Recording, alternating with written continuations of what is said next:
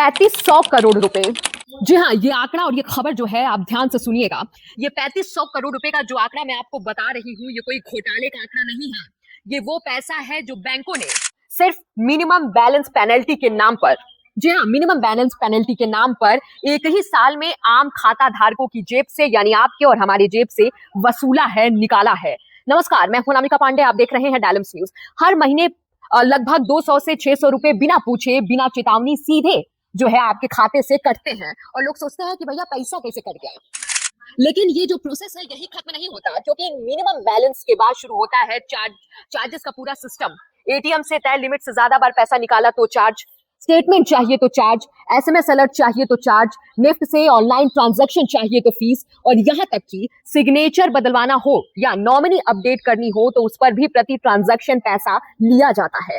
यानी छोटे छोटे नामों में लगने वाले ये चार्ज जो हमें कम लगते हैं, साल के अंत तक हजारों रुपए बना देते हैं। तो आप इस पे थोड़ा गौर करिए।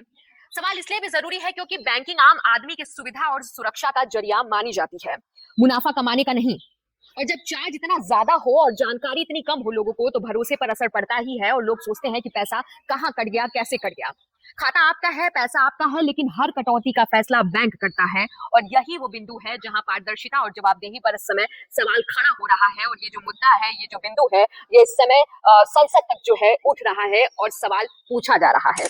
मिनिमम बैलेंस पेनल्टी, यदि आप न्यूनतम बैलेंस नहीं रखते हैं तो 100 से 600 रुपए प्रति माह बैंक आपका काट लेता है। इस चार्ज को लगाने के बाद बैंकों ने वित्तीय वर्ष 22-23 में 3500 करोड़ रुपए मिनिमम बैलेंस पेनल्टी के नाम से लोगों से वसूले हैं। मैडम, एक्स्ट्रा एटीएम यूजेज, आपको एटीएम ट्रांजैक्शन के लिए 2 से 3 की मोहलत मिलती है, 2 से 3 की इजाजत मिलती है बैंकों द्वारा। अगर आप चौथा पांचवा ट्रांजैक्शन कर लें तो हर ट्रांजैक्शन पे 20 रुपए एटीएम चार्ज आपको देना पड़ता है। इनएक्टिविटी फी 100 से 200 रुपए सालाना। फिर बैंक स्टेटमेंट आप मंगवाते हैं तो बैंक स्टेटमेंट इशुएंस चार्जेस के नाम पर आपसे 50 से 100 रुपए लेता है। फिर आप कहते हैं हमें एसएमएस अलर्ट के माध्यम से मेरे बैंक के खाते में क्या आ रहा है उसकी जानकारी मिले, तो एसएमएस अलर्ट चार्जेस के नाम पर भी प्रति क्वार्टर 20 से 25 रुपए आपसे लिया जाता है। ऑनलाइन पेमेंट करेंगे एनईएफटी की तो ट्रांजैक्शन फी भी ली जाती है। जबरदस्ती आपको पहले लोन बेचते हैं और फिर उसके बाद लोन प्रोसेसिंग फी के नाम पर 1 से 3% लोन अमाउंट का काट लेते हैं। साधारण सा सिग्नेचर बदलवाना हो, नॉमिनी की डिटेल्स बदलवानी हो, उस चेंज पर भी 200 रुपए प्रति ट्रांजैक्शन के नाम पे बैंक आपसे पैसा वसूलता है। और डिमांड ड्राफ्ट पे ऑर्डर बनाने जाएं तो 100 से 200 रुपए प्रति डिमांड ड्राफ्ट आपसे पैसा